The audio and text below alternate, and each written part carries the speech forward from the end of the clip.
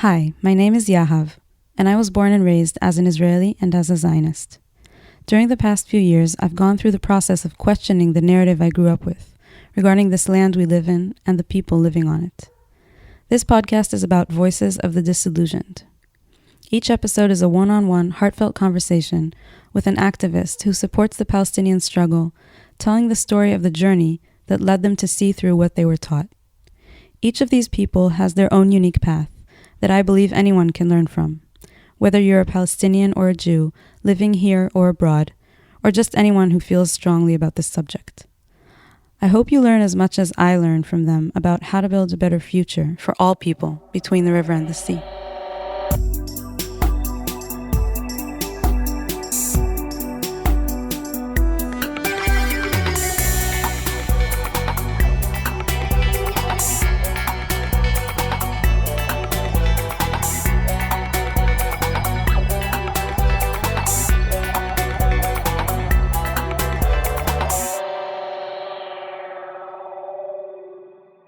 Assaf is the director of the Israel and the Middle East division in the Leer Jerusalem Institute.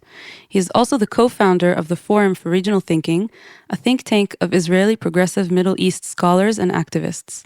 He teaches political science at the Leer University and has taught in the Department of Middle East Studies and the Department of Politics and Government at the Ben-Gurion University.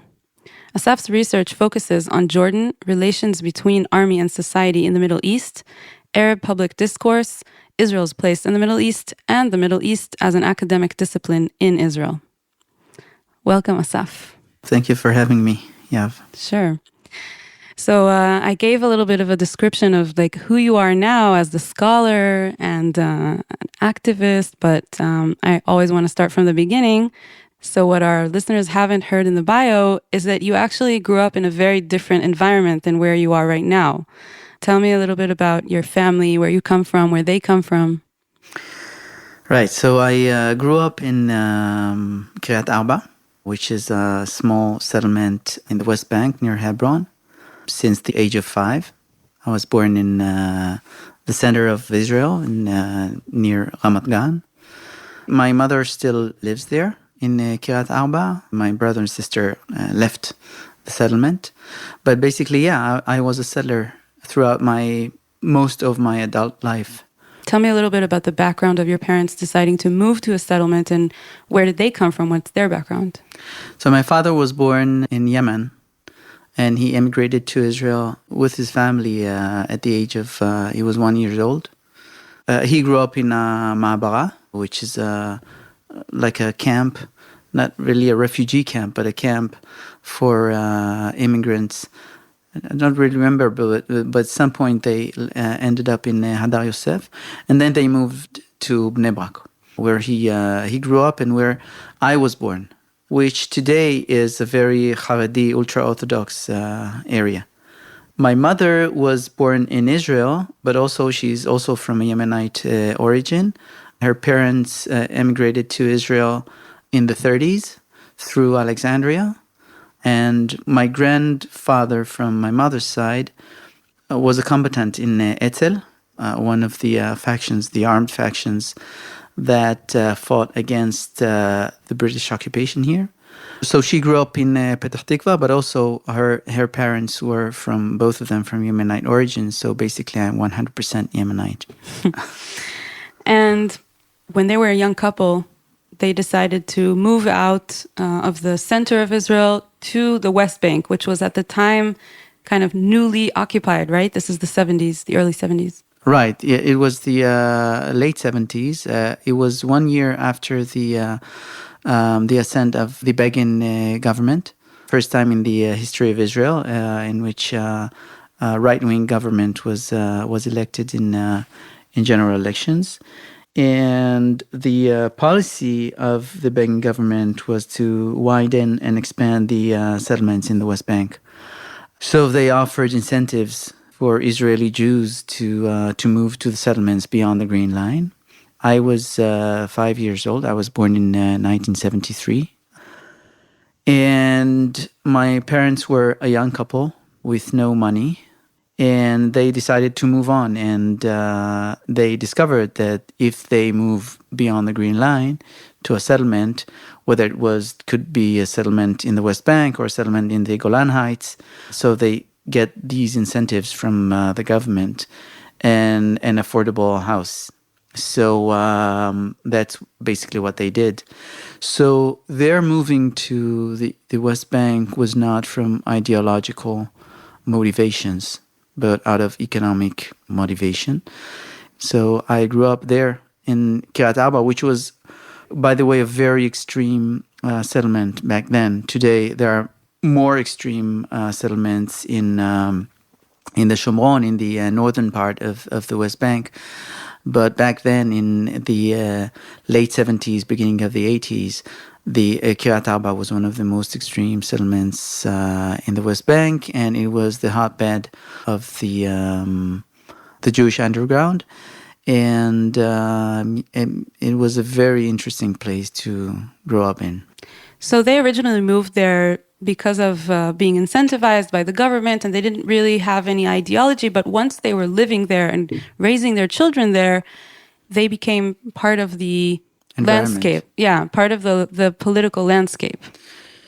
Right, but I have to say that I always felt that we were not the typical right-wing family that lives in the West Bank. Obviously, we're religious Zionists, but maybe it's because of my Yemenite origin, their Yemenite origins, maybe because they were not part of the elite in Kiryat Arba. Usually, people of Eastern origin, Mizrahim, are not part of the elite in the religious Zionist circles, especially not in the 70s and the 80s. And I always thought that I grew up in a rather mainstream, politically wise family. We didn't hate Arabs. Obviously, I would say that no one calls them Palestinians in the West Bank. I grew up as a person who's, living side by side with Arabs, but no one mentioned the word Palestinians. Nobody knew what that means, Palestinians. But yeah, I never thought that we were right-wing in any way. But obviously, the environment was very right-wing. And Kiryat Arba, like you said, is right next to Hebron. And you knew a lot of the people that today, their names are very known. Yeah, like Goldstein that committed the massacre in Hebron, Itamar Ben-Gvir, Levinger, all those people that today, like the world knows their names as synonymous with extreme Jewish supremacists and all of that. What was it like to know those people as a child growing up? So we were youngsters, right? We were at the beginning of our youth in the 80s and the 90s. And we never thought of them as right-wing or extremist figures. Wow. Right? Rabbi Levinger was one of the most important figures in the Kiryat Arba, and especially in Hebron, where they lived. His son, Shlomo, was a good friend of mine. And I knew Dr. Goldstein. He was practicing yoga on the lawn in front of our house for years. My late father knew him well. We appreciated him because he was this... Again, I mean, we now know what happened, right, in 1994. But before that, he was this very calm, very spiritualistic, as I said, practicing yoga. And Itamar Ben-Gvir, who was younger than me and used to drive around the Kiryat Arba with his Mercedes, I think. And everybody thought that he was a Shabak agent because how can he afford this Mercedes? And I mean, it was like a very small town where everybody knew each other. And since you're not an outsider, but an insider, you don't really think that you live with extremist people. This is basically where you live. This is your environment, right? And only when you take off, when you leave this place, and especially when you leave mentally, you leave this place, only then you realize that some of them were really right-wing extremist people. At the time, you knew about some of the people in your community who were more violent? Because we know today there's this term settler violence. I'm sure at the time it wasn't something people went around saying, especially not inside the community of settlers. But were you a witness to settler violence? Did you see things like this happen? I think only at my youth I saw evidence of our violence. I wouldn't necessarily back then. I mean, up until this incident that I'm going to talk about, that throwing rocks at Palestinians from inside the perimeters of Kiryat Arba to Hebron, I didn't really witness or remember anything that I could say it was violent acts against Palestinians, but some of them were just, us being kids in, at their youth. For example, I remember going to one of the orchards to take some wood to make a fire in Lag BaOmer. In a holiday, in a Jewish holiday where you make fires. Yeah. And it was a Palestinian, obviously it was a Palestinian land. I remember that the Palestinian farmers were really angry when they caught us or when they learned that we did these things. Although, as I said, we didn't do it to harm in any way. And I remember that the person responsible for security in Kiryat Arba is called Rav Shatz, the head of security. The civil security coordinator. Yeah. They would chase us and say that you can't do it. You can't go to the Palestinian lands and take trees and stuff.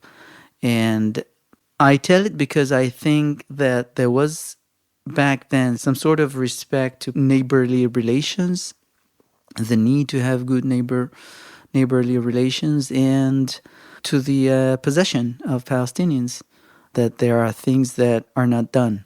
And I think that today, 30, 40 years after, that there is no respect or appreciation for any of the Palestinian like their property or their property lives. Or the lives. But I do remember once, I think I was about 14, 15, a bunch of guys went down near the entrance to Hebron along the fence of Kiryat Arba and started throwing rocks at Palestinian cars and people. I wasn't one of them, but there was some sort of collective pressure to go with the guys and throw rocks. And they would do it a number of times. And one of them, I joined them. And I think it was Saturday, where you're not supposed to pick up rocks and throw them out of according to Jewish law, Jewish religion. And I remember adults joining them or us, encouraging us to do it.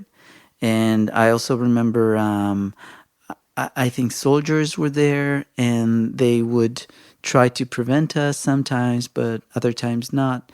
And I knew that it was wrong, right?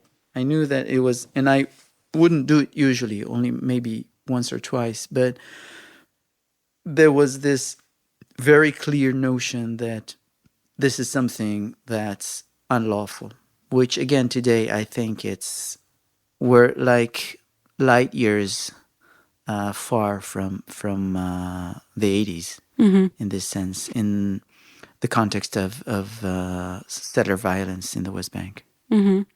And then when you were a teenager, you went to study in the yeshiva in Efrat, which is a close by settlement, and it was a boarding school situation. What was it like to be there as a teenager in a different settlement, in a different environment, all boys school, very Zionist, very religious? This was interesting because it was the first time in my life that I left Kiryat Arba and basically left home. As you say, it was a boarding school. And, the environment is relatively more open, both politically and religiously. Where, in Efrat? In Efrat. Where you were studying? Oh, yeah. when I was studying. It's close to Gush Etzion. This is one thing. It was, I think, politically more open because it was a mix of people, of students, some of them city dwellers from Jerusalem, obviously more bourgeois people, and others like us who were hillbillies from the villages and from settlements throughout the West Bank. So this was, first mix and meeting between different people. That's one thing. And the second thing was the first meeting between, I think it was the first time where I realized that I was different because I was of a Yemenite origin. Because it's a very high class school. Ashkenazi. Most of it Ashkenazim. The teachers were Ashkenazim, most of them. Meaning like Jews from European descent. Jews from European descent, white people. And I think it was the first time that I realized that we were different, that people from Mizrahi, Eastern origin. I think we were only 3-4 classmates of mine were of Eastern origin, and the rest were of Ashkenazi origin. That's what was very interesting in Kiryat Arba. It's like, again, it was like a kibbutz, like a small town where everybody knows everybody else. And at least as kids, I can't remember any class differences. But when we arrived at Efrat, at this high school yeshiva, it was very, very obvious. The class differences were very obvious. Give me an example of how you felt this. I think the contempt that I felt from classmates of Ashkenazi origin, that's one thing. I remember something very vividly, an essay that I wrote about, I think it was the first essay that I wrote in the class, at the ninth grade.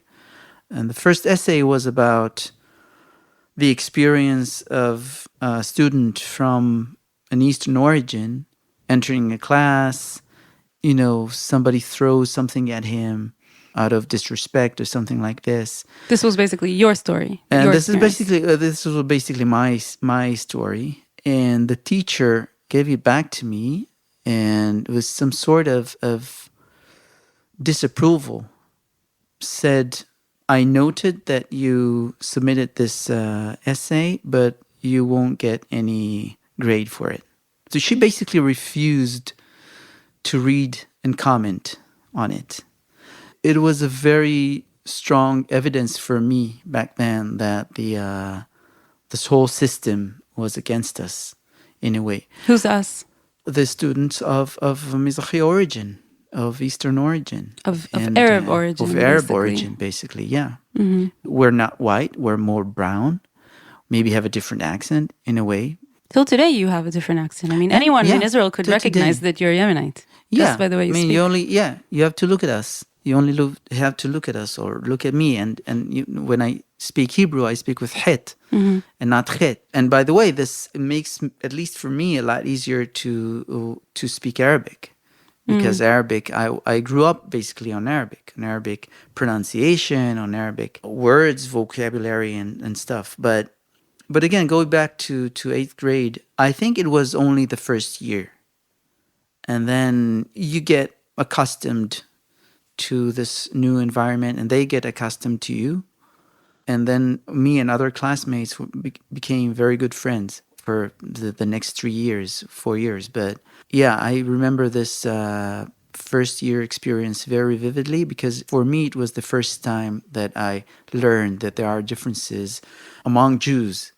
And during that time, I'm assuming that it was very encouraged for the boys in school to serve in the army, serve in combat units, do whatever you can to, join the forces as much as possible. Is this something that you even questioned, or even your living there as someone who is growing up as a teenager and starting to develop a political mind?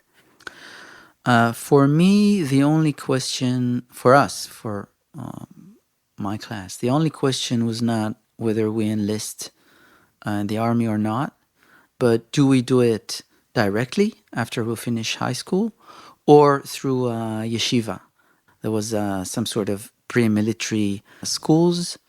So basically, the question was, how much do we study Torah before, during, and after Right. the military service, and not what do we do with Right. the concept of the military? Right. So there was no question whether we go to the military or not, to the army. But I think that we got this, the education basically was that you have to think. And that even as high school yeshiva students, you're allowed to think, and you're allowed to have a conversation between left and right, to know what's the meaning of occupied territories. They gave us a lecture of a member of Knesset, Gadi Yatziv, who belonged to one of the most ideological political parties in Israel back then, Ratz. Most left-wing. The left-wing ideological parties, right? And he talked a little bit, I remember, about the occupation, about the fact that we were not supposed to be there in the first place in Efrat, which is a settlement too. So there was this, specifically in Efrat, in the yeshiva high school of Efrat, there was this notion that we're, at least in a way, politically open. And I think that today, in the scene of yeshiva high schools and especially in the West Bank, this is not the case.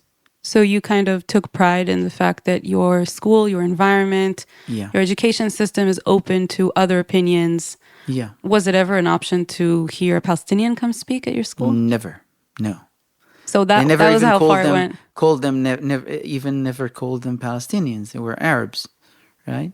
And this is during the first Intifada. The first Intifada, right? And, how was that being in high school during an Intifada in the West Bank?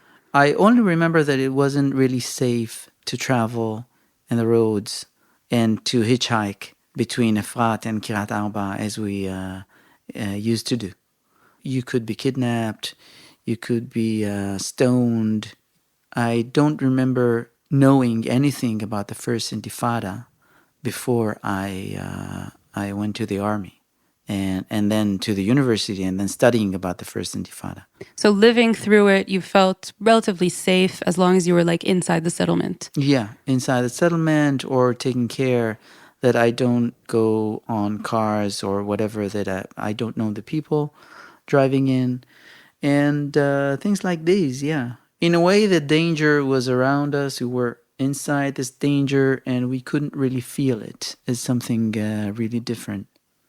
So later on, as you said, you enlisted in the military, and you went not to be a combat soldier, but to be in the intelligence forces. Right.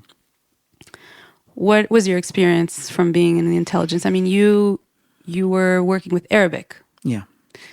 What was that like? Well, it's interesting that going back in my mind to these periods of times is basically related for me to the Ashkenazi Mizrahi paradigm, and not to left-wing, right-wing paradigm, because up until then, I was in the right wing. I wasn't really politically aware. I didn't have any political awareness back then. We were, this is how we grew up. So for me, it was transparent. The political views were transparent. This is right. This is what we do. This is what we believe in. These are the Arabs. We are the Jews. We're the good guys. They're the bad guys. Like there's no need to talk about it. It's just there. Yeah, and yeah. It's like the water you're swimming in as a fish. Yeah. But comprehending the world around the Mizrahi Ashkenazi encounter was, again, for me, the enlisting in the army and going to the intelligence unit, which was a very, sophisticated intelligence unit in the military, and again, getting to know, this time, not city dwellers, religious Zionists, but secular people, and obviously boys and girls, women and men together serving in the army. So this was a first for me. Until the age of 18, I was around only with men. The yeshiva high school is obviously only for boys.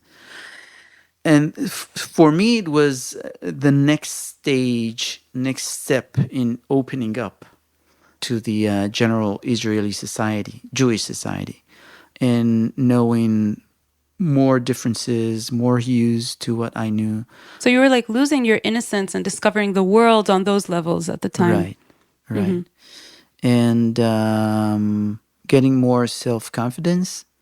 These stations in life are basically something that you only discover later. What you were really experiencing back then in terms of class struggle, in terms of Mizrahim Ashkenazim, Jews, Palestinians, religious Zionists versus secular, and so on and so forth. But for me, it was, again, this is the first time basically in my life where I reach a meritocracy. If you're good, you'll succeed. When you were serving in the intelligence, were you listening to conversations of Palestinians, or were you dealing with neighboring countries? What was the activity? I was on the front that dealt with Jordan, where some of it was secret intelligence, and some of it was newspapers and open source information and intelligence. So I did all of it. And I refused to offers that were given to me to deal with Palestinian intelligence on Palestinian and the Palestinian arena, because it was already a state of peace between Israel and Jordan. And Jordan became very interesting for me as a neighboring peace state. And I didn't want to go back to intelligence on terror and army and stuff like that. I knew that it would shape my understanding of Middle East and Israeli Arab relations as something negative. And I didn't want to have anything with that. And it was the beginning of the Palestinian Authority. And the army needed a lot of information and intelligence about the Palestinian Authority, especially after the withdrawal of Israeli forces from the West Bank. From Area A. From Area A, cities. Yeah. Not all the West Bank, the small part of the West Bank. And Israel needed intelligence, and Israel needed to understand what sort of a state or self-rule were the Palestinians beginning to establish. And there were a lot of incentives for us, people from the intelligence community, to move to the Palestinian arena. But as I said, I refused. Mm-hmm. But you were offered this because you were already an officer. I wasn't an officer. I was an NCO. It's called an NCO. It's non-commissioned officer. But like you served in the military for 11 years, 3 years in conscription, and then just an NCO in the army and the intelligence unit. So in 1995, you were serving in the military, in the intelligence, for a few years now. This was by now like a job. Right. Wasn't the mandatory service anymore. And you were in Jerusalem on a bus. What happened? The bus exploded. It was one of the first suicide attacks of Hamas on buses in Israel. I think there were 2 or 3 before that. One in Afula, one in Tel Aviv, and then this one in Jerusalem, followed by other horrific suicide bombs in Jerusalem in 96. But this was in August 95, just 3 months before the assassination of Rabin. And I was on the bus on my way to the military base. And there was a suicide bomber on the next bus. There were 2 buses next to each other, like on the lane right next to you. Yeah, yeah. There was a huge explosion. I was so close to the explosion that I didn't see or hear anything. It was just in a blink of an eye. It was silent. I probably lost consciousness for I don't know how many. How long? There were 4 or 5, even more, I think, casualties and dozens of injured people. I was one of them. I lost my eye, left eye. I suffered injuries in the chest, in my chest, in my left hand, and some of them, or most of these injuries, I bear with me up until today. And during the time you were hospitalized, you experienced something that kind of shifted what you felt. Yeah, there was a male nurse, Arab male nurse, at the hospital where I was hospitalized in Karim. His name was Omar, and he was changing the bandage on my eye, on my head, because part of the pieces of shrapnel entered basically my brain, and there was a hemorrhage, and it was, luckily for me, I didn't have to go through any brain surgery or something, but there I was, and he was changing the bandage twice or three times a day, and obviously I couldn't see anything. He was in front of me, and I refused to look at the mirror. But I remember him changing the bandage and saying something. He was looking at what was left of my eye and saying something like, "Why do we do this to each other?" And then starting to cry. While And he was then placing your while bandage. it was, yeah. And then I joined him. I started to cry with him, and this was the first time that I cried after the injury, because it was so strong, this moment. Because up until then, you only centered around survival. You're surviving. You're trying to decide what it is that you're going to do with your life. And how to heal physically and Yeah. get your health intact. Yeah, yeah.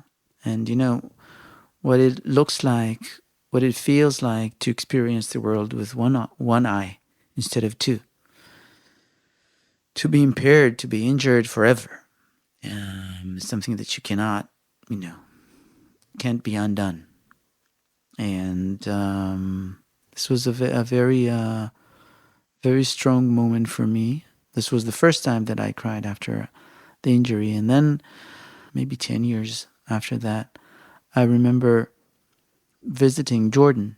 I was a PhD student, and I was accompanying these projects between Israel and Jordan. One of them was between farmers from both sides of the Jordan Valley. And I was there with friends of mine from Jordan, and then there was one farmer who approached me and said that he has learned from my Jordanian friends that I was injured and lost my eye in a suicide attack. And I said, that's right. And he said, was it a Palestinian who did it to you? And I said, what do you think? I mean, who would do it to an Israeli Jew in Israel? And he said, come close to me. And then I came close to him, and he said, take my eye instead of yours. And I think this was the second time I cried, because this was something that reminded me of my father. This was the first thing that my father said to me after I was injured, and he saw me at the hospital. He said, take my eye instead of yours.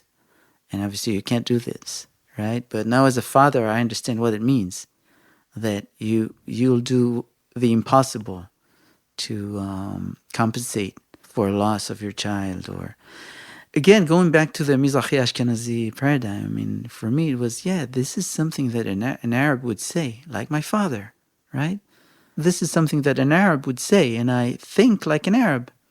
I compute the world as an Arab. And this was very moving. Jews and Arabs who didn't know each other before can think and speak and talk to each other as a father and son. You're saying this is part of Arab culture. Yeah. Mm-hmm. Yeah. To say something like this to someone you've never met. This, is take my eye something instead you've of... never met. Yeah. Wow. This is how I'm close to you. I feel this close to you, like a family member. And I think that if we can recreate some sort of familial experience or relationship between Israelis or Jews and Arabs or Jews and Palestinians, because I think that they do exist on the ground. It's very, very strange to say it right now after the 7th of October. But in a way, we're family. And I know that 99% of Jews don't think of Arabs as anyway near to family, Palestinians anyway near to family, and obviously Gazans don't feel the same way for Israelis right now. But I think that we're really living so close to each other and sharing the same land, same infrastructure, same everything, that we're family basically. And you're talking about something actually before that. You're talking about a familiarity culturally as Jews that come from Arab countries. Right. Even before living with these Arabs here. Right, right. Because I think it's imprinted in the experience of a Jew, especially as Jews from Arab countries, what it means to be an Arab. And it's very ironic what you say about like take my eye instead of your eye, when today, and especially after October 7th, the whole discourse is about an eye for an eye. Yeah. On a different level. Different level. Yeah. It's more of a way to talk about revenge than compassion and care and what you were just, it's like exactly the mirror image of that. Yeah. And the quest of how you reverse this reality from revenge of an eye for an eye to compassion and to sharing is my quest, basically. So my quest goes back to my own experience as a survival of terrorism and as a Jew of Arab origin, Yemenite origin. And I sort of try to translate it to a journey, a political journey, intellectual journey for me, for the projects I'm involved with. Speaking about the projects that you're involved with, after this, you went back to your job. Basically, it was a job by now in the military, in the intelligence. But after a few years, you finished your service and you started with academia straight after that. Right. Is this like a natural path from being in the intelligence and dealing with research and then wanting to go deeper, or? Yeah, for me it was. I mean, after 11 years in intelligence unit and looking at Arabs, first from a point of view of a threat, then a point of view of cooperation. As I said, the Israeli-Jordanian relations were developing back then. And then I decided that I would, leave the army and explore the research or explore the intellectual journey of a dissertation. I didn't have any idea in mind back then. Basically, I went to the first degree at the university while in the army. I started with psychology and Middle East studies. Then I moved to Middle East studies. And then when I left the army, I moved to second and then third degree in Middle East studies.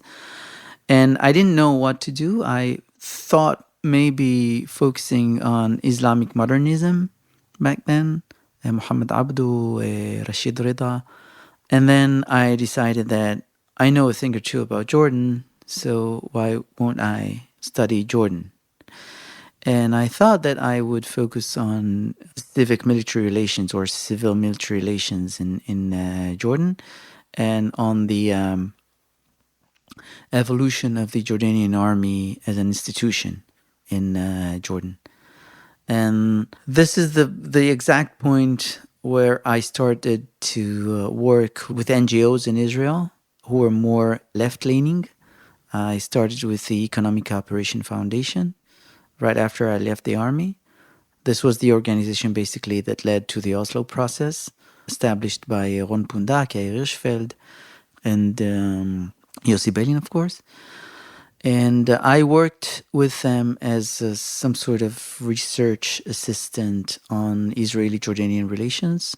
There were groups of ex-military generals from Israel and Jordan meeting regularly in Israel and in Jordan. And it was an eye-opening experience for me because this is a power center of Israeli society and politics. Many ex-generals, ex-top politicians, parts of the delegations or parts of the groups, of the working groups, the Israelis and also obviously on the Jordanian side. And I got to know friends from Jordan who helped me understand the Kingdom of Jordan and helped me with my dissertation, With your conversations. PhD dissertation? With a PhD dissertation, yeah. Conversations, material, books, stories, and so on.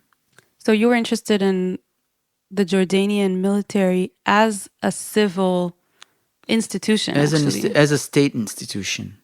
The evolution of the Jordanian military from a war institution to a state institution to a civilian institution, vocational institution, its relations with society on the one hand and with the regime on the other hand. It was a fascinating journey for me, really.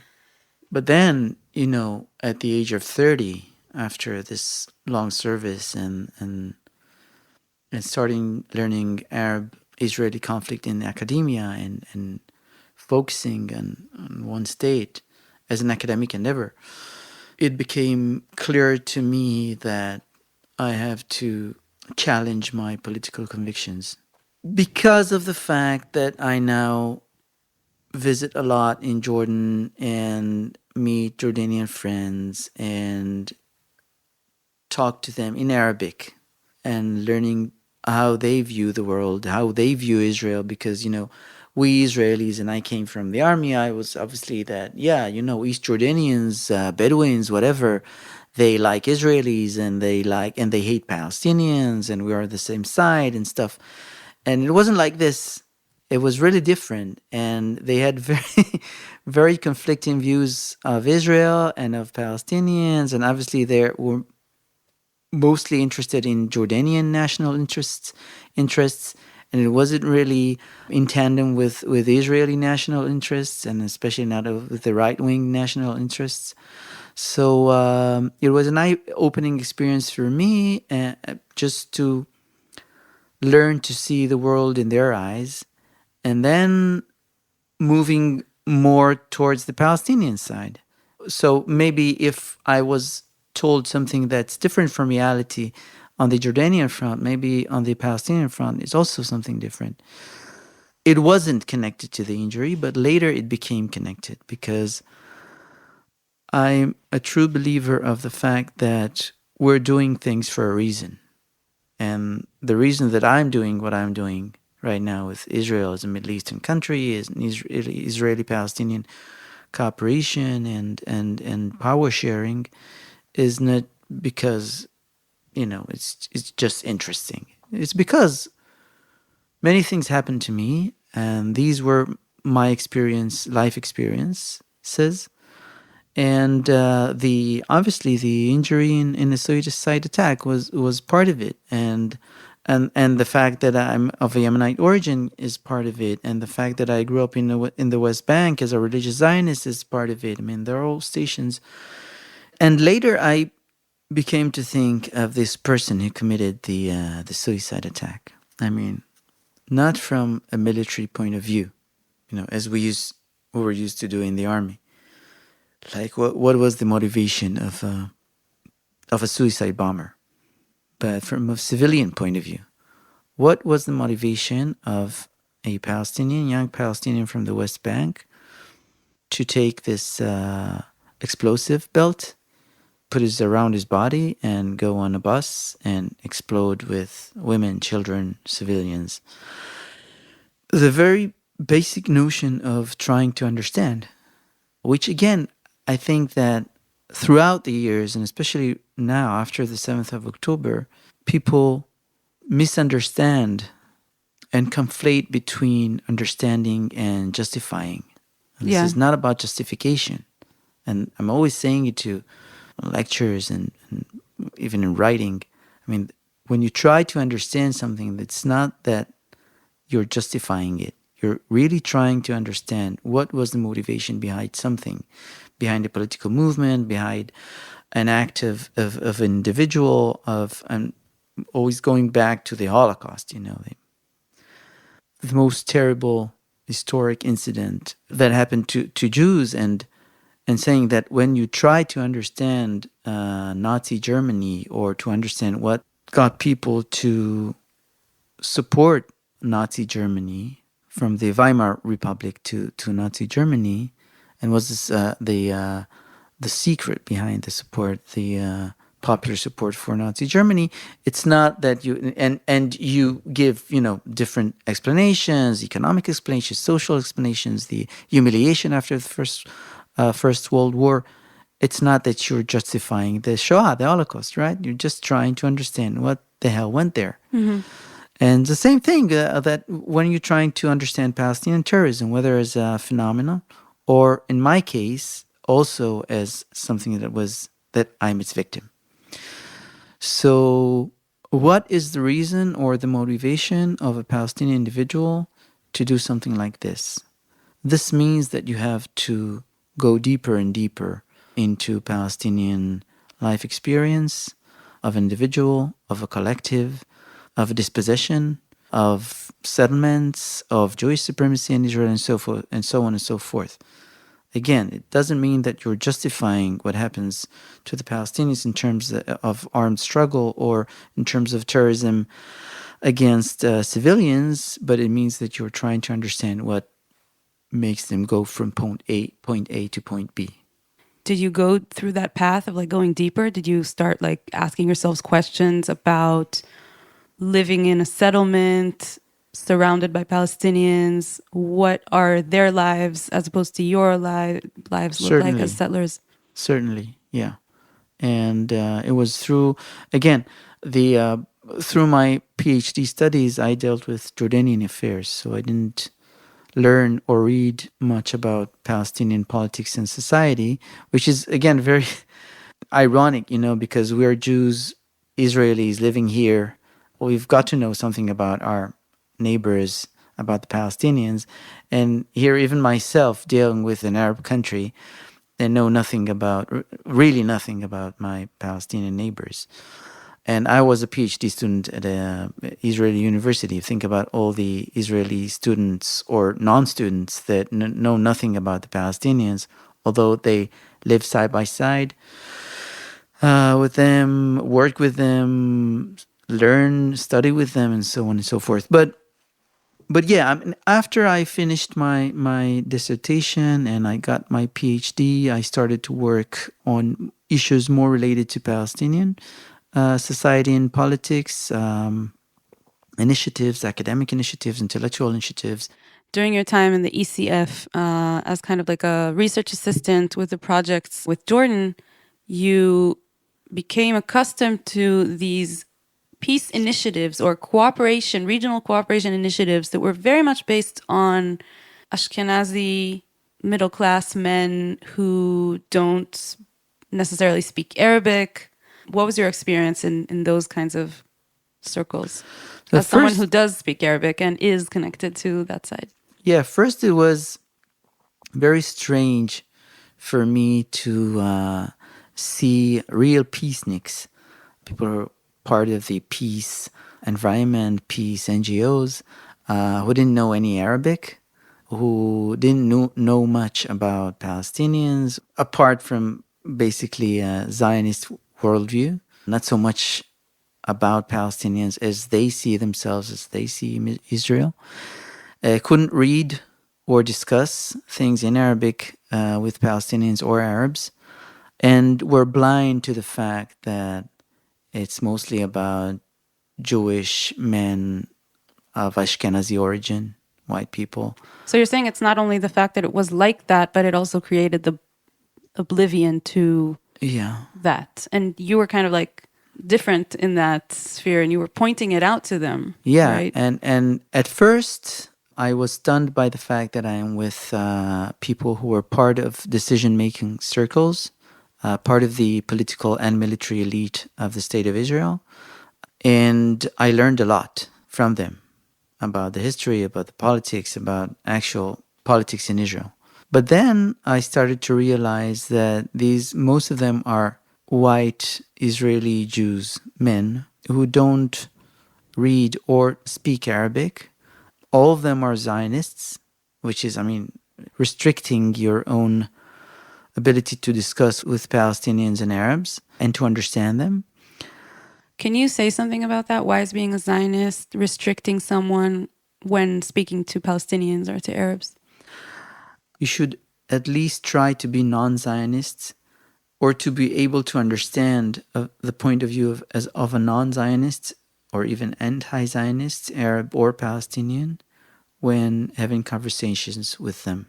Because otherwise you're trapped in the circle of justifying your own worldview and your own country and your own state and what it does. So you're saying basically it restricts you in being able to put yourself in their shoes. Right. Because there's this like wall. Right. Because otherwise you're always arguing with them, whether you're arguing in words with them or arguing in your mind with them. And I really believe that when you try to understand someone, whether it's a person or a collective or a people, you shouldn't argue, at least for the time span of the conversation. Don't argue, just listen. Just listen and try to put yourself in their shoes. I think that I just understood something after what you said. If you want to listen, really listen to people, you need to let go of ideologies. And Zionism is an ideology. And I think that as Israelis, part of the problem is that we're raised to see Zionism as a given, as the default, as the water that we're swimming in as fish. And we don't see it as a political ideology that has implications. Once you don't see it as an ideology, you can't let it go as you would for any other ideology for the purpose of listening. Right. I think in academic terminology, it's called methodological nationalism. And most, if not all, of Israeli academia is centered around this methodological nationalism, and especially Israel studies and Middle East studies.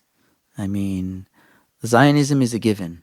And from the point of view of Zionism, you can, research, study, analyze, explore whatever you want. But you should be a Zionist. And that's why, this is what I do for a living, or part of what I do for a living is understand how Israeli Middle East scholars and the Israeli Middle East studies as a discipline understand, explore, see the world around us, that Zionism is a given, basically. And that's why there is so much criticism about Islam and about Arabs and about Muslims and about Palestinians, and so little criticism about us, about Jews, about Israel, Zionism, so on and so forth. And that's something that's very clear when you see Israeli Middle East studies versus Western Middle East studies, let's say, for example. So going back to how you understand the other, I always thought that when I talk with my Jordanian friends or Palestinian friends and colleagues in Arabic, gives me this edge that if I talk to them in English, I wouldn't understand. There's some sort of extra meaning of undertones that you wouldn't understand. And it's strange that when I talk about this, I go back to my upbringing and training as a military intelligence guy, because that's basically what you're supposed to do as an intelligence gatherer. You understand your enemy in their own words, in their own worldview, and you do not judge. You can't judge we weren't supposed to judge the enemy for what they do. And sometimes, even today, I'm struggling with this. For example, this is what Khaled Mish'al, Hamas leader, or Saleh al-Aruri, Hamas leader, or Hassan Nasrallah, Hezbollah leader, see us. And people would attack me and argue with me. You're justifying them. You take their lies for fact, and so on and so forth. Whatever you think about what they say, this is what they say. They may lie, they may tell the truth, but this is what they say, and you should listen. And it's interesting because there's such a huge difference between being a military intelligence officer or whatever, and being, an activist working for peace. What are the differences? What are you thinking of When you when you work say for this? your own country in the military intelligence, for example, you don't really care about the other. You care about your own country and the interests of your own country, and you give your own country the information that it needs to win the other side, to win the fight, to win the war. But when you're an advocate for peace, you basically have to work with the other side in order to defeat the bad guys in your own society and their own society. That's a very, very different activity and understanding. But still, at the heart, at the core of understanding, of analyzing the other, is that you have to listen, and you have to listen, and you have to not judge. You can't judge the other side because that's their worldview, and you have to listen.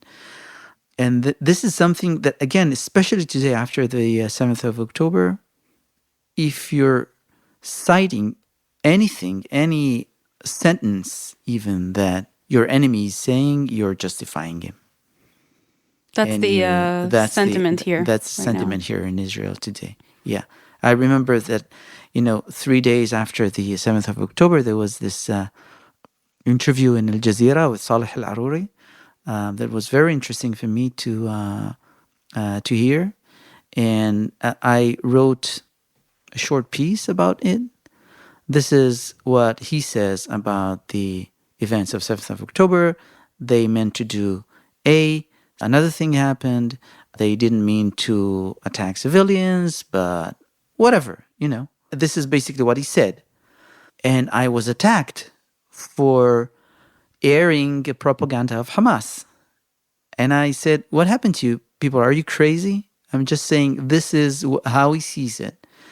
And I'm offering it as, a window to understand the other side, to understand Hamas, to understand Hamas leaders, to understand their motivations, to understand their maybe PR, to understand, for example, in this specific case, how we could do better in order to retrieve or to bring back our abductees and kidnapped people.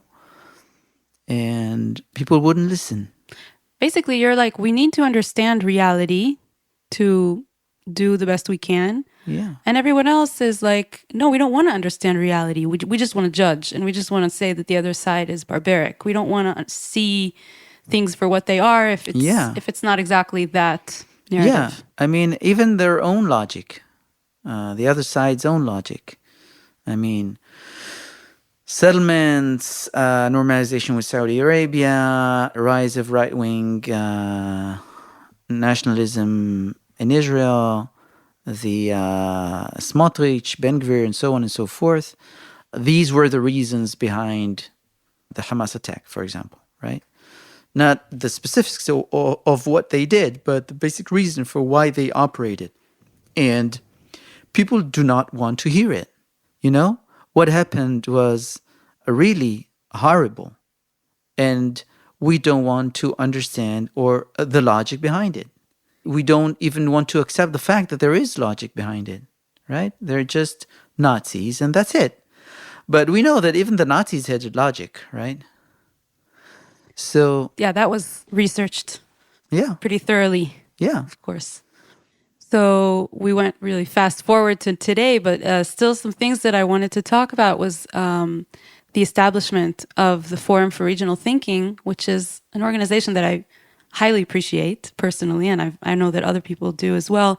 But I think that anyone listening who hasn't heard of it maybe would want to hear about what made you establish it and what is it today?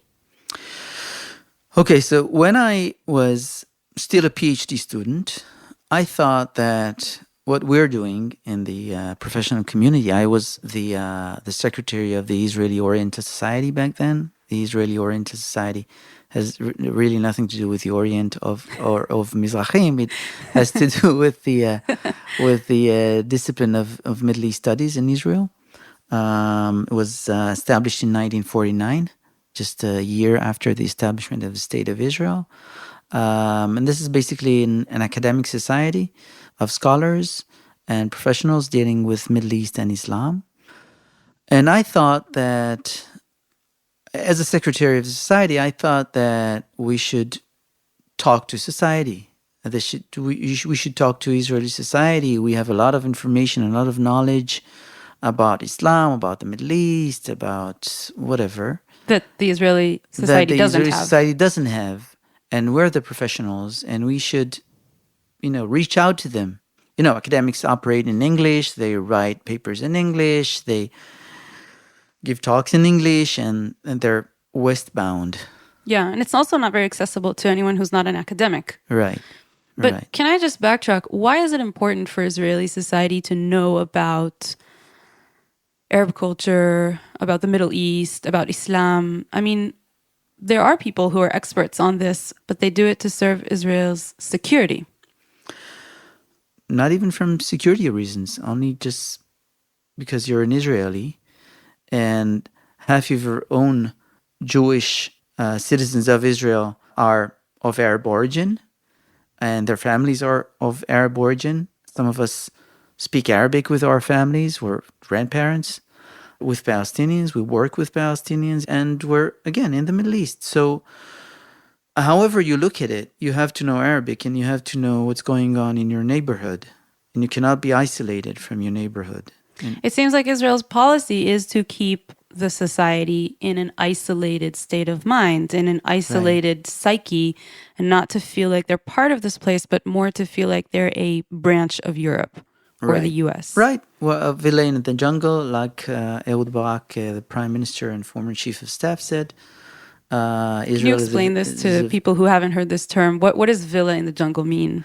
Villa in the jungle means right and wrong, means good and bad. People of the light, people of darkness.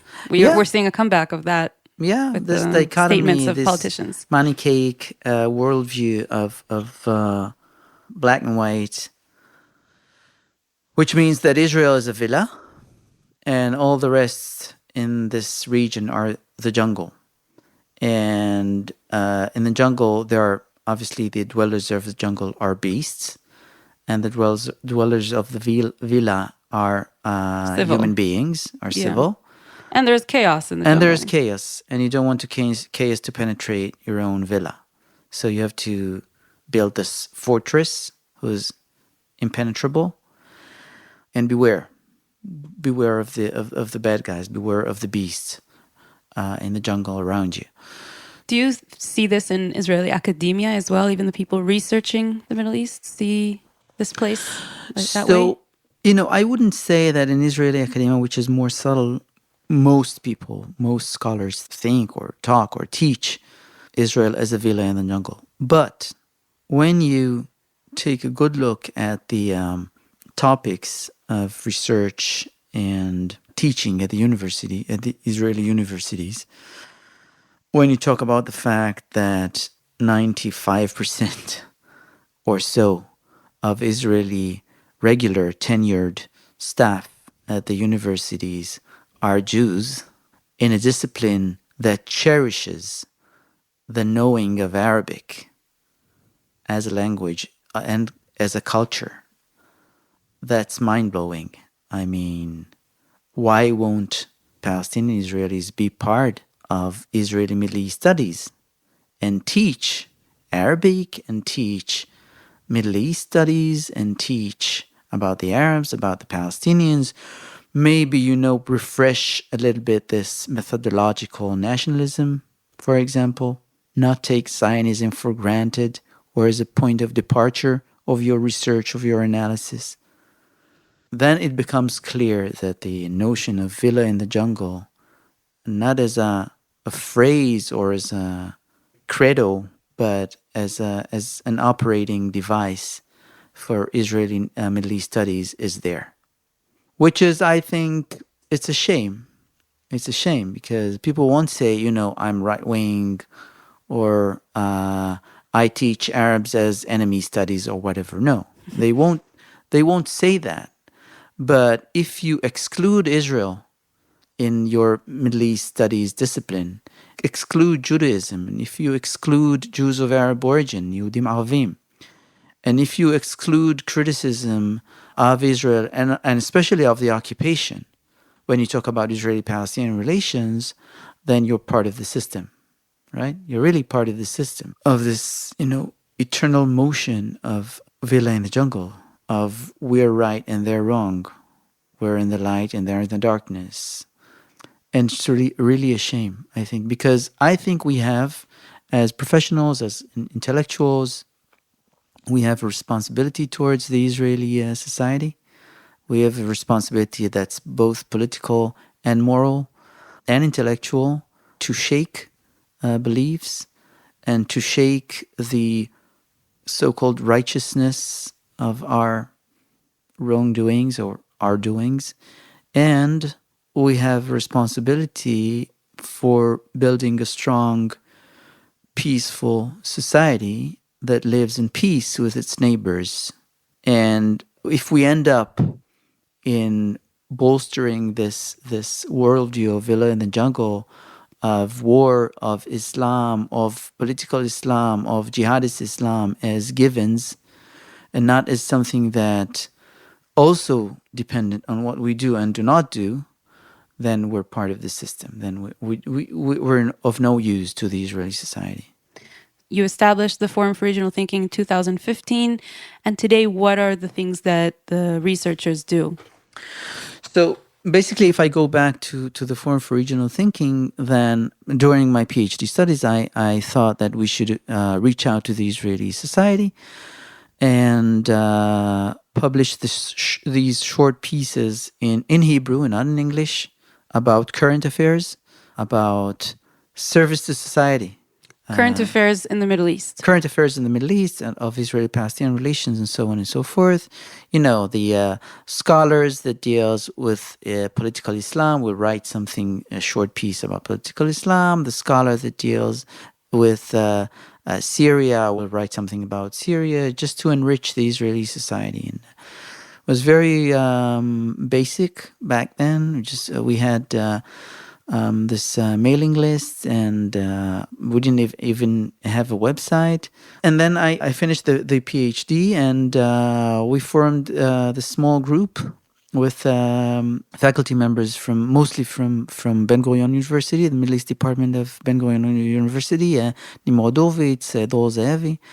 And we decided that we formed this small group of Israeli academics who write and talk and communicate with the Israeli public on current affairs of the Middle East and Palestinian issues, just trying to enrich the Israeli public in light of all the charlatans and misinformation that's so popular in Israel throughout the media, for example, and Middle East issues. So you would send some of the researchers that are part of the forum to interview on a panel on television, right, for instance. And next to them are panelists who will keep spreading these messages about, right, terror. It's all about terror and counter-terror. Yeah. And then these people are giving a different kind of message and less, right, security-oriented, but more, let's really get to know where we're living. Right. So we had, from the very beginning, we had two different kinds of activities. One was dissemination of information and analysis on Middle East and Palestinian issues, and the other was education. Part of our mission is to educate Israeli young people and just give them courses and lectures about the series of lectures about Middle East and about Palestinian-Israeli relations, about the occupation, about the Nakba, and so on and so forth. And it's very difficult because you talk to the mainstream. And usually academics do not know how to talk to mainstream, and especially not on these sensitive issues like occupation, Nakba, what's to be like a Palestinian in Gaza or a Palestinian in the West Bank.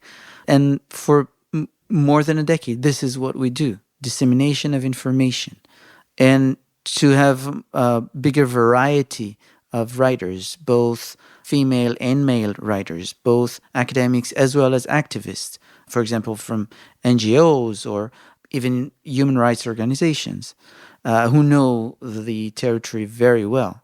And obviously Palestinians, both from the West Bank as much as we can, because they have to know Hebrew, because we write in Hebrew, we reach out to the Jewish Israeli public, and obviously Palestinians from Israel. And that means that gradually the organization becomes more diversified, and you have more Palestinians, and this means that ultimately it has to be at least in some way non-Zionist. Because, right? Because a pretty big part of the organization are people who are not Zionists. Yeah, or not Zionist or non-Zionist, or at least willing to entertain, as I said, to understand the other outside the methodological nationalism paradigm. But obviously, when more and more members are Palestinian Israelis, then non-Zionism becomes imperative. They have their own way to understand Palestinian politics, to understand Palestinian society, to understand they're part of Palestinian society, part of Palestinian politics. Some of them are really part of Palestinian politics. And I think it's very unique in Israel to have an organization that deals with Islam, Middle East, Palestinian studies, not from Zionist or exclusively Jewish perspective, but also from Palestinian perspective. So from the perspective of the people living here. Yeah, yeah. And in times of crisis like today, it becomes very difficult for both sides to be in the same organization, to still have the conversation, to accept the fact that we do not see neither the facts nor the interpretation of the facts the same way. Now, in the face of this whole, fake news, disinformation, misinformation, just catastrophe, do you feel some kind of failure? Like Israelis today, they know nothing about people in Gaza. No. They'll believe the media and all those panelists saying, they're all Nazis, they're all Hamas, there are no civilians in Gaza, they're all... And people just believe it. And they believe anything they're told by the Israeli media. Does it feel like, all the hard work that you've done to kind of try and educate Israelis to see the other side, to understand who are the Palestinians and how do they think and who, why are they doing what they're doing? And then suddenly this happens and it kind of feels like, does it feel hopeless? I think that as an organization, not just the Forum for Regional Thinking, but other projects that some of them I'm involved with and some of them are not. But as, let's say, a small community that's trying to bring reason to the Israeli public and Israeli politics, we're in a constant state of failure. Always. We're going from failure to bigger failure. Because you're trying to do the right thing, or you're trying to do a thing, something, and then just the opposite happens. But we've been telling you that Hamas is not a monolithic organization. We've been telling you that Hamas is willing for a two-state solution under certain circumstances. We've been telling you this and that, and we've been talking and writing and whatever, and nothing helped. So is it a failure? I'm not sure, because if it was positive that it is a failure, we'd stop doing it. We truly believe that there is not just a need in Israeli public society and politics for our services, but also a desire on the part of the Israeli public to learn about them. It really becomes more difficult. That's right. No doubt about that. It becomes more difficult, and especially in times of crisis. But we do see that when we bring other voices to the forefront, when Palestinians talk about the Nakba, not just Israeli Zionists talk about the Nakba, when we bring Palestinians from the West Bank to talk with pre-military cadets about their life experience in the West Bank under occupation, it does something. We're positive that it does something. It's very gradual. It's very slow. We have many setbacks in times of crisis. But we do believe that it's important. We do believe that there is a room for it. We know for a fact that people inside the system, inside security establishment, inside the diplomatic establishment, inside some government ministries, read us, appreciate what we're doing, probably don't agree with anything or most of the things that we say, or write, but accept it as part of reality, as part of what's going out there, and that it is important to understand. And I think that after the biggest flop in Israeli history, I think that the need for balanced information and analysis on the other side, whatever it is, whether it's Palestinian or I think the other side is the Israeli right wing, but the need will be stronger, and our services will be needed even more so. And I think that, for example, when I wrote a week ago something that went very viral about another interview of El Aruri in the summer, in August, which was basically taken as an interview in which he disclosed plans of Hamas, but I interpreted it as not as a disclosure of what they're planning, because I don't think he really knew what they were planning, especially not to these very specific details. But he basically said that what the extreme right-wing government of Israel is doing is pushing the whole region for regional war. And in a way, it was very interesting. I think this is the single fact that caught the eye of thousands, probably tens of thousands of Israelis that read this and reproduced it, is the fact that he showed some respect to Israeli military generals because he referred to them as solid politicians who know a thing or two about the use of force, about the restrictions of use of force, about the power of the other side, about solid decision making.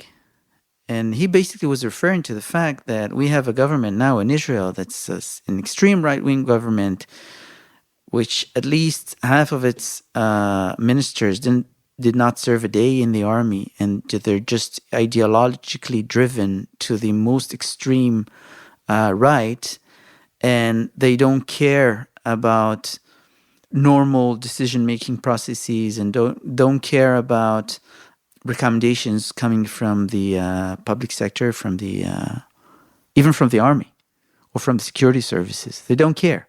They want a holy war. And I think this is the single thing that caught the eye of the mainstream Israelis. The Salih al-Aruri, that like the mastermind of the whole thing, is saying that, look what you guys are doing. You have a very, very dangerous government that will lead all the region to a war, and the end will be an Israeli defeat. Because you cannot, if you're fighting with ideology or driven by ideology, you won't see reality. Which is exactly the opposite of what he was doing. He was seeing reality for what it is, beyond his ideology as Hamas. Because he's part of the weak side, and he knows it. He knows that Israel is strong. And I think another thing that caught the attention of the mainstream Israeli reader was the fact that he said that the Israeli defeat will not be necessarily defeat on the ground. It will be defeat in the international arena. And that's basically exactly what happened. Israel will lose its special status that it has in the West. Because if you're pretending to be a Western state or a liberal democratic state, then you enjoy the support of the West, of the US, you're part of the West. But if you're, just an ordinary Middle Eastern state, you're like the Assad regime or the Sisi regime or whatever, then you won't get any special treatment, any special status, and Israel will become just another rogue state in the Middle East, or a failed state in the Middle East. And this is what they did. This is basically what they did. And he was right. And that was, I saw the reactions to what I wrote. This is exactly, I think, what we need. This is how the other side sees us. And if we took his words back in August, not as whether he said that we're about to open a war or not, but this is how we see you lunatics of the right wing in Israel, and even your generals were better than this, then, it's really astonishing. Definitely. Thank you for sharing all this knowledge. Thank you. I actually want to say personal thank you, because in my process, a lot of people that listen to the podcast ask me, what about your story? And, one day that will happen. But I think that a very important turn that I took was the course that I did of the Forum for Regional Thinking, when I was exposed to all this knowledge that I was lacking because I grew up as an Israeli. Anyone who grows up in this country is going to be lacking a huge amount of knowledge to understand where we're actually living, and especially to understand the Palestinians. And it really opened my eyes dramatically to what the occupation is and who the Palestinians are. I think it really led me to want to learn more, because I realized how ignorant I was. And I think this is so important. I'm not the only one, and I know that it's a really important thing that you do. Thank you, Yav. Thank you very much. We're glad to have you as one of our, people of the training staff of the forum. And it was actually a decision on our part was that we academics, boomers, don't really have an access to young people, and that we need to have young people who are closer in the cohort to the trainees, to the and just give them the training and to train the trainers. Mm-hmm. And you're part of the of this group, and we're very glad that this worked. Yeah, definitely. And with all of you guys, and it becomes stronger and more effective by the year, because we're now teaching, having courses and series of lectures in dozens of military academies, pre-military academies in Israel. And this is one, it has to do with the reality check. We always have to think about how we convey the messages and how we do it in an effective way, talking to mainstream, talking to people who are going to join the army in a year or so. And very young people who and don't very know young a lot. people who know nothing, but basically have a good heart. They want to live in peace, and they don't want to live in war. They don't want to die, but want to be safe. So how you do it with taking into consideration the fact that you have another people here and you control them by force. So yeah. So I want to ask you this last question. We've gone through a lot. This whole journey that you have been through. Today you live in Jerusalem, and you think very differently than the people that you grew up with. How are your encounters with your family, with your childhood friends? When you go visit your family, how is that experience of confronting that? So first, we say in Hebrew that mishpacha lo bocharim, you don't choose your own family. And I think that with my own family, again, bearing in mind that it wasn't to a right-wing family to begin with. So they were, I think, different from the prototype of settlers in Kiryat Arba. But so with family, I think it's a different thing, because family is family. But with friends, I think we're still friends. We're not, most of us, not close friends. I'm not close friends with most of them, but we're still friends.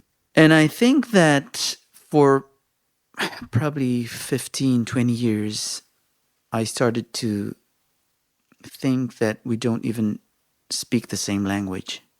I remember sitting in an occasion of one of my friends, I think it was about mitzvah or something, and sitting around the same table, and dining and talking about a little bit politics and thinking to myself that we don't even speak the same language. I mean, we're not on the same ground. We don't see or know the same facts. We don't have the same interpretation of the facts. And it was very depressing for me because I thought that even if I cannot talk even with my childhood friends who know I'm a good person, right? And still, they cannot talk to me. They cannot understand me. I can't understand them. How will I be able to talk to the Israeli public? And I really don't have an answer for it. Not even today. I think that as time went by, me and some of my friends in the professional milieu of the forum and at the Leer Jerusalem Institute and all the progressive, let's say, leaning Middle East scholars and activists have to understand how we say the same facts and analysis, but with different words that keep your message, but also adjust your language to the mainstream. And the mainstream changes. Yeah, and the mainstream right now is basically the settlers. Yeah. The mainstream in Israel post the 7th of October is very, very right-wing. Yeah. Is very racist, is very...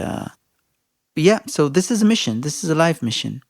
It's useless to be radical left or be considered radical left and be detached from your own society. Because what are you doing here? Leave the country. I mean, case is closed. I mean, it's done. We're doomed. But we don't think this way. We don't feel this way. We feel that we can have an impact on Israeli society. The question is how we do it effectively. And this goes back, I think, to both, as I said, terminology and language, but still keep the message. But also work under the assumption of basic empathy to your listeners. They're not bad people. They're just afraid. They do not trust the Palestinians. The Palestinians don't trust us, I know. Don't trust Israeli Jews, I know. But Israeli Jews do not trust Palestinians either. And we have to overcome, to surpass these cultural barriers, political barriers, and just give a small beam of hope to the Israeli Jewish public that reconciliation is possible.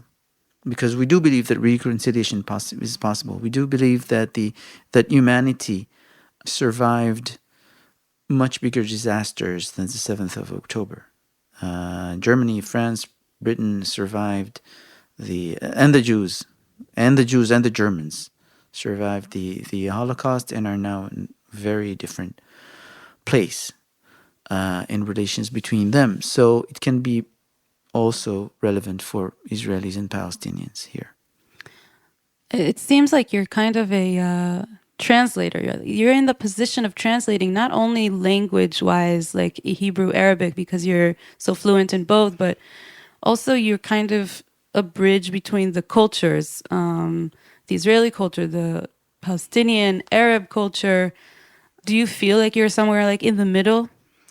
Yeah, I mean, not even me necessarily specifically, but I think as time goes by, I start to believe that we're all of us chain of translations or translators between people, individuals, and collectives who the two ends, the two poles do not talk to each other, but you have a chain of translators that are willing and want to translate stuff. Perceptions, views, ideologies to the other side. And there's a word in Arabic, mukhadram, which means you belong to two cultures or two different periods of time or two different paradigms. And I don't know how my Palestinian friends see me. We have to ask them. But I sometimes see myself as a member of two paradigms. One is the Israeli Zionist paradigm. I'm operating in this paradigm. I'm part of it, whether I like it or not. I'm here. I'm teaching here at a Zionist university. I'm working as I'm here. I'm a citizen of Zionist Israel, and I'm a privileged citizen because I'm a Jew. I'm not a Palestinian. But at the same time, I'm also a member of the non-Zionist paradigm. And as a member of a non-Zionist paradigm, I think I and my friends see things differently. And as long as we're able to convey them to the Zionist paradigm in a way that motivates them to hope and to activism rather than despair, I think we're doing something good. I think so too. Thank you so much, Assaf. Thank you, Yav. Thank you very much. For sharing all of this. It's really been quite an experience. Thank you very much. And thank you everyone for listening. I recommend going and checking out my Patreon. It's in the show notes. There's a link if you want to support this podcast and this content. I very much encourage you to. Thank you for everyone who already is and has supported me and this content. It really is a lot. So thank you.